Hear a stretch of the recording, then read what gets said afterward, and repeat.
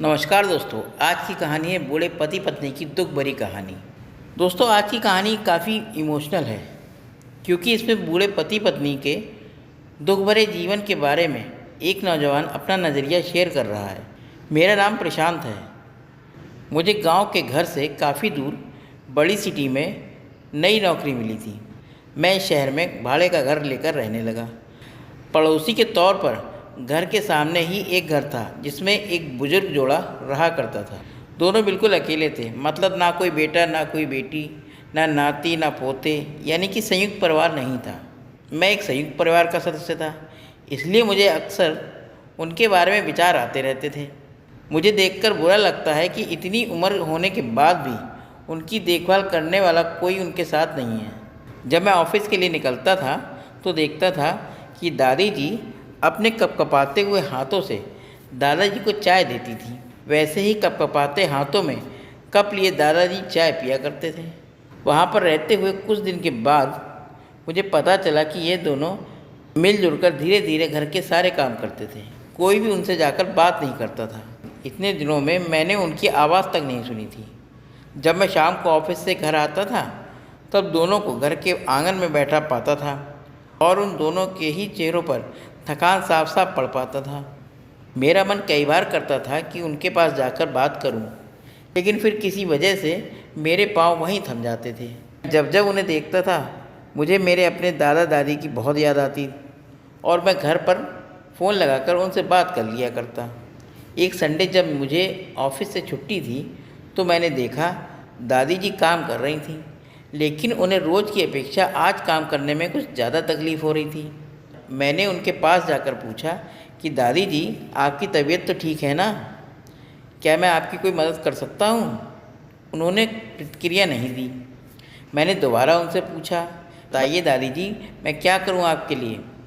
उन्होंने फिर भी कोई उत्तर नहीं दिया। मुझे काफ़ी आश्चर्य हुआ। कुछ मिनटों बाद दादाजी वहाँ आए और वह भी कुछ नहीं बोले। मैंने ही बात को आगे बढ़ाते हुए कहा, मुझे लगता है कि दादी जी की तबीयत खराब है, इसलिए मैं यहाँ आया हूँ। मैं आपकी मदद करना चाहता हूँ। बताइए मैं आपकी क्या मदद कर सकता हूँ? दादाजी इशारों से मुझसे बातें करने लगे। उन्होंने इशारों में मुझे बताया कि दादी जी सुन और बोल नहीं सकती। उन्होंने यह भी बताया कि वह खुद भी बोल नहीं सकते, वह सुन सकते हैं और मेरी बात को समझ सकते हैं। उन्होंने इशारों से दादी से कुछ कहा और दादी ने मेरी तरफ देखकर मेरे माथे पर हाथ फेरा।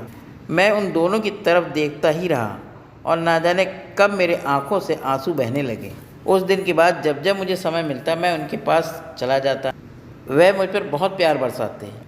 अब तो मुझे उनके इशारे की मीठी भाषा भी बहुत अच्छे से समझ में आने लगी थी। एक दिन मैंने दादाजी से पूछा कि वह अकेले क्यों रहते हैं, क्या उन्हें कोई औलाद नहीं है? दादाजी ने दादी को इशारे से समझाया कि मैंने उनसे क्या पूछा। फिर दोनों मेरा हाथ पकड़कर मुझे आंगन में ले गए और अपने आंखों के आंसू पोंछे और उंगली का इशारा करते हुए एक साइकिल मुझे दिखाई। साइकिल को देखकर मैं समझ गया कि उनके परिवार वाले उन्हें छोड़कर कहीं जा चुके हैं और अब उनके हिस्से में केवल यादें ही बची हैं। उन्हें रोता हुआ देखकर मैं भावुक हो गया और मैंने दोनों को गले से लगा लिया।